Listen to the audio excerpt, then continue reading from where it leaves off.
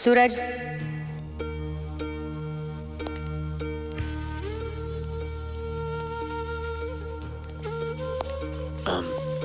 मीना को कुछ नहीं होगा माँ। 4 डॉक्टर लगे हुए हैं, शहर का सबसे बड़ा हॉस्पिटल है, सारी फैसिलिटीज हैं यहाँ, डरने की कोई बात नहीं है। तू क्या सोचता है? बड़े से बड़े अस्पताल में उसका इलाज करवाकर तू अपना फर्ज पूरा कर रहा है? तेरी जिम्मेदारी खत्म, गलती माफ। तुम लोगों की इस लिस्ट में और कितने बच्चों का यह हाल होगा जिसके बाद तेरा वो सपना पूरा होगा जो तूने और नावेद अली ने साथ मिलकर देखा है। तेरी तरक्की से मुझसे ज्यादा खुशी मीना को हुई थी। तेरी सपनों की वजह से देख उसका क्या हाल हो गया है। ये किताब जो तू बचपन में अकेले बैठकर देखता था, उसमें महान तस्वीरें इसलिए चिपकाई थी ताकि अच्छाई, बुराई, संस्कार, समाज, देश, वो तस्वीरें तुम्हें इसके बारे में समझा सके। तुमसे सवाल पूछती रहे, तुम्हें रोकती रहे, लेकिन जिस दिन तुमने नावेद अली की तस्वीर इस पर चिपकाई, मुझे डर तो लगा था, लेकिन अपने मां होने पर मुझे ज्यादा भरोसा था। तू अपने मां का बेटा नहीं है।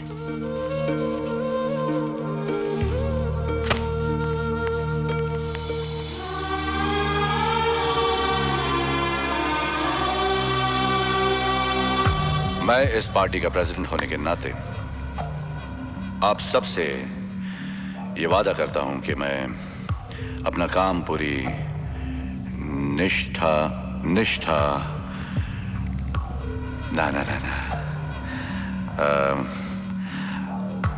अपने दिल से बच्चों के लिए कुछ ऐसा।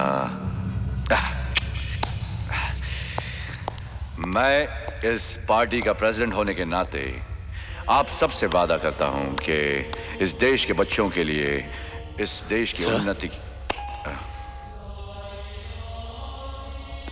सूरज, अच्छा हो गया तुम आ गए। वो कुछ मिल नहीं रहा है। हर नेता वही लाइन बोलता है। मैं कुछ ऐसा बोलना चाहता हूं जिसे लोग सिर्फ सुने और सुनते रहें। देखो ये कैसा लगता है। मैं हिंदुस्तान के बच्चों के लिए कुछ ऐसा करना चाहता हूं जो कि आज तक के कोई नेता ने। सर, मैं आपसे कुछ बात करना चाहता हूं। मैं जानता हूं तुम्हारी बहन अस्पताल में है, उसका ख्याल रखा जाएगा। तुम्हें तो मेरे साथ दिल्ली चलना है। मैं पार्टी प्रेसिडेंट की शपथ ले रहा हूं और फिर उसके बाद प्राइम मिनिस्टर।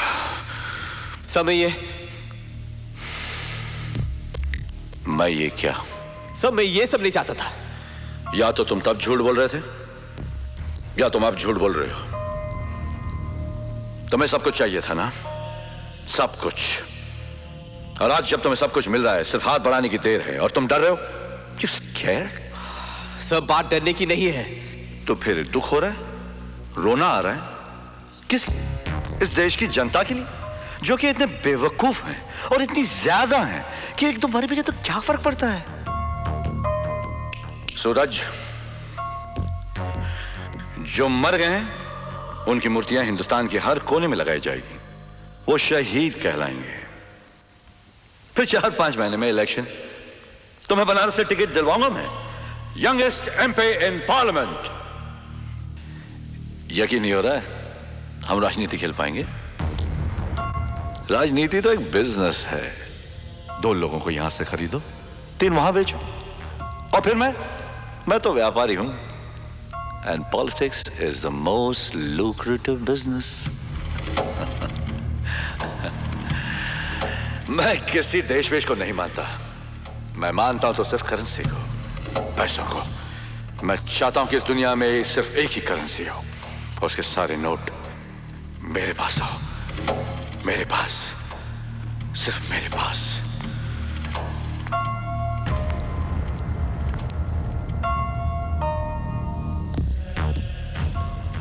आसमान पाने का ख्वाब देखो, सूरज तो मिल ही जाएगा।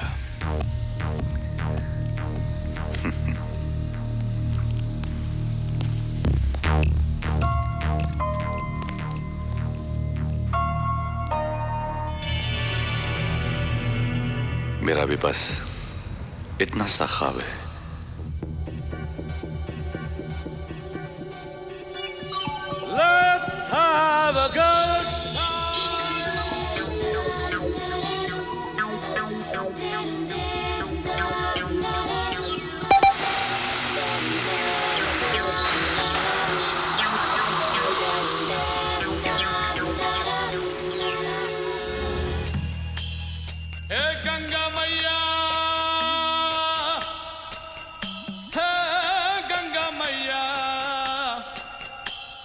जाना हमें नहीं रे हे गंगा मैया।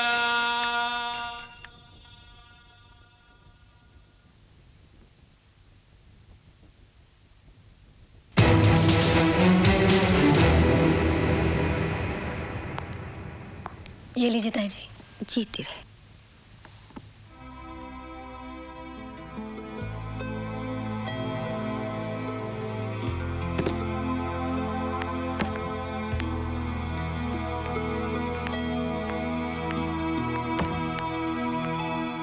सूरज यहाँ नहीं है। मैं मीना से मिलने आई थी। अब कैसी है वो? ठीक है। अच्छा पूजा, तुम सूरज से मिली क्या? सूरज अब मिलने के लायक नहीं रहा। शायद मैं उसके लायक नहीं रही। वैसे भी सूरज इतना लंबा है, आपके बगल में ज्यादा अच्छा लगेगा। नहीं पूजा, मैं सिर्फ अपना काम कर रही थी। मैंने सूरज को कभी पाने की कोशिश नहीं की। तो फिर मुझे ऐसा क्यों लगा कि मेरा कोई छिन गया है? सूरज की आवाज इतनी क्यों बदल गई? उसकी आंखों में प्यार की जगह गुस्सा क्यों दिखाई देने लगा? मैंने उसकी आंखों में इतने गौर से कभी नहीं देखा। मैंने देखा है, वो बोलती है।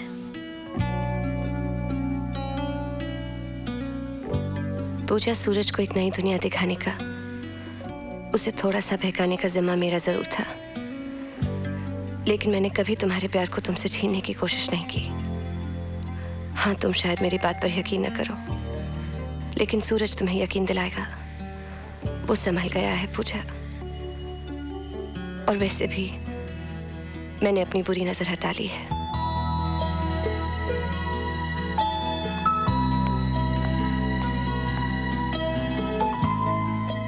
और हाँ पूजा, सूरज के बगल में तुम ही अच्छी लगती हो। तुम जब भी उससे बात करोगी, सर उठा के करोगी और वो सर झुका के सुनेगा। और क्या चाहिए जिंदगी से?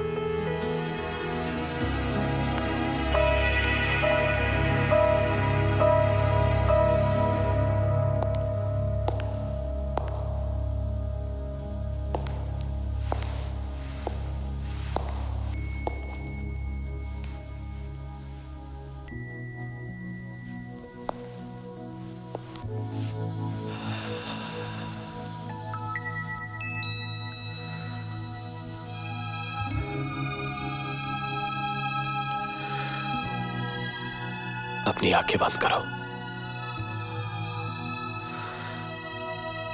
और जो चीज तुम्हें जिंदगी में सबसे ज्यादा प्यारी हो, फिनिशिंग लाइन की उस ओर देखो।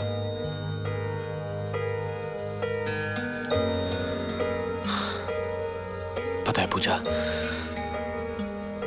मुझे अपनी आंखें बंद करने की कोई जरूरत नहीं है, क्योंकि आज मुझे जो जिंदगी में सबसे ज्यादा प्यारी है वो मेरे सामने बैठी है। मैं जिंदगी से सब कुछ चाहता था पूजा, सब कुछ, पर सब कुछ पाके भी अगर मैं अपनी माँ का आशीर्वाद और तुम्हारा प्यार नहीं पा सका तो मेरा ख्वाब अधूरा रह जाएगा। मेरा ख्वाब क्या, मैं अधूरा रह जाऊंगा।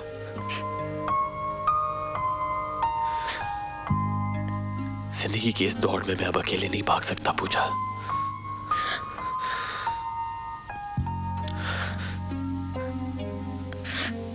तुम्हारे बगैर तो बिल्कुल नहीं।